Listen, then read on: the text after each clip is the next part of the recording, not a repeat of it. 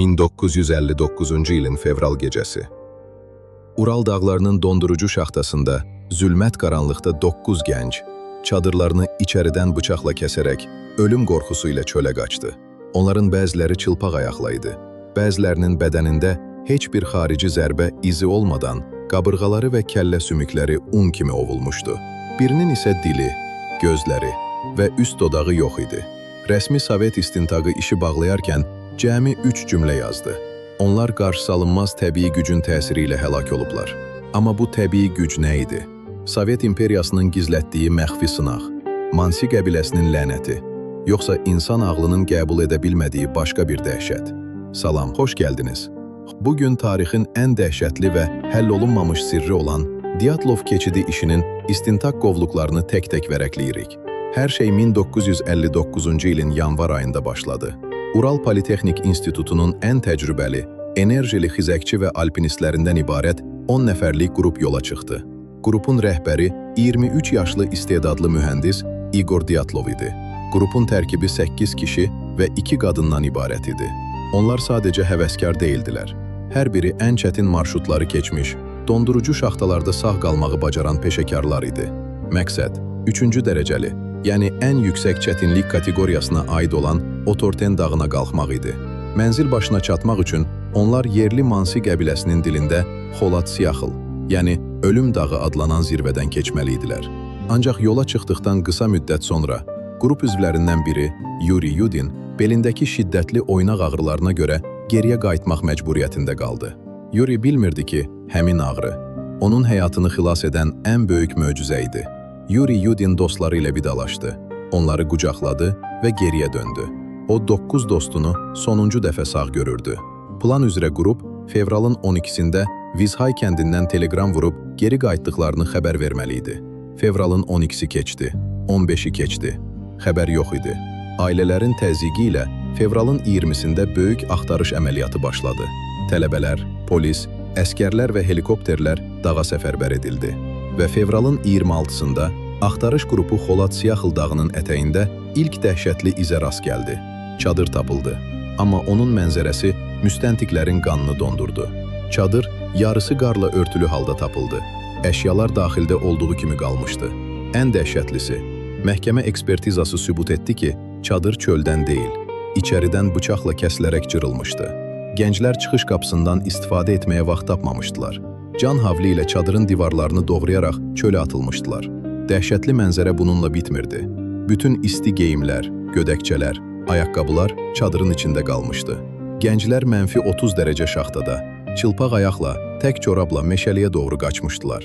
İzlər 9 nəfərin panika içində dağdan aşağı, 1,5 kilometr aralıdakı meşə zolağına doğru qaçdığını göstərirdi. Bəs onları, geyinməyə belə imkan vermədən, çöldəki dondurucu ölümün qucağına atan nə idi? Axtarış qrupu izləri təqib edərək meşənin ətəyinə, böyük bir şam ağacının yanına gəldi və ilk cəsədlər tapıldı. Yuri Darashenko və Yuri Krivonishenko ağacın altında, yalnız alt paltarlarında donub qalmışdılar. Şam ağacının budaqları 5 metr hündürlüyə qədər qırılmışdı. Əllərindəki dəri tikələri ağacın qabılında qalmışdı.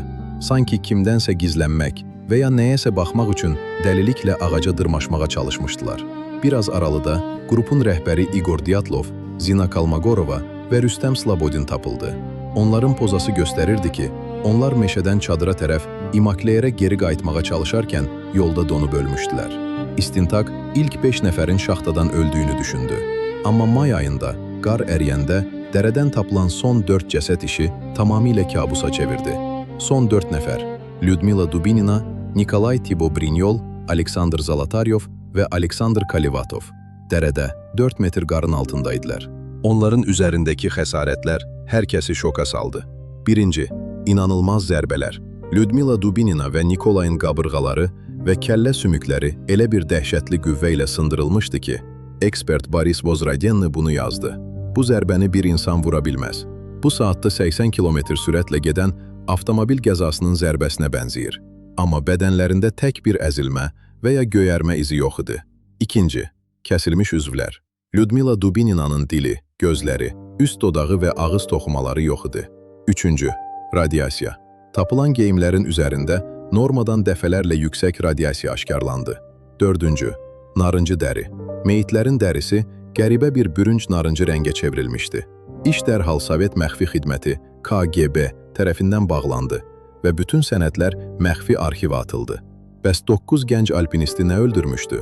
İllərdir 4 əsas nəzəriyyə müzakirə edilir. Birinci nəzəriyyə, Mansi qəbiləsinin hücumu. Yerli Mansi qəbiləsinin müqəddəs dağlarına daxil olduqları üçün cəzalandırıldıqları iddia edildi. Amma istintaq sübut etdi ki, ərazidə 9 gəncdən başqa tək bir yad insan ayaq izi yox idi.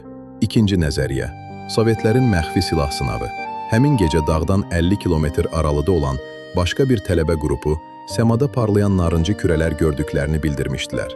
İddia edilir ki, gənclər məxfi raket və ya neytron bombasının sınaq zonasına düşüblər. Radiasiya və narıncı dəri rəngi bununla izah olunur.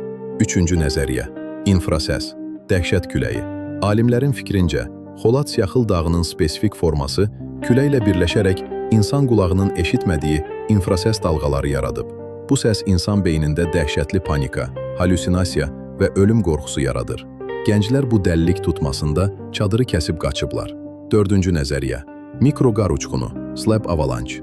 2021-ci ildə İsveçrə alimlərinin irəli sürdüyü ən son versiyaya görə gecə çadırın üzərinə ağır qar kütləsi çökmüş. Gənclərin sümüklərini yatdıqları yerdə sındırmışdır.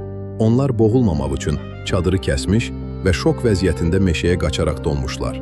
Amma bu nəzəriyyə də geyimlərdəki radiasiyanı və itkin dili izah etmir. Sağ qalan tək insan, Yuri Yudin, ömrünün sonuna kimi bu sirri araşdırdı. 2013-cü ildə dünyasını dəyişərkən onun son sözləri bu oldu. Əgər Allahdan tək bir sual soruşmaq haqqım olsaydı, həmin gecə dostlarımın başına nə gəldiyini soruşardım. Bəs sizcə, bu təbiətin amansız bir oyunu idi. Sovet hökumətinin gizlətdiyi məxfi sınaq, yoxsa insan ağlının qəbul edə bilmədiyi başqa bir güc? Öz nəzəriyyənizi mütləq şərhlərdə yazın. Əgər bu kimi dərin True Crime videolarının davamını istəyirsinizsə, kanala abunə olmağı və videonu bəyənməyi unutmayın. Qaranlıqda qalmayın. Hələlik.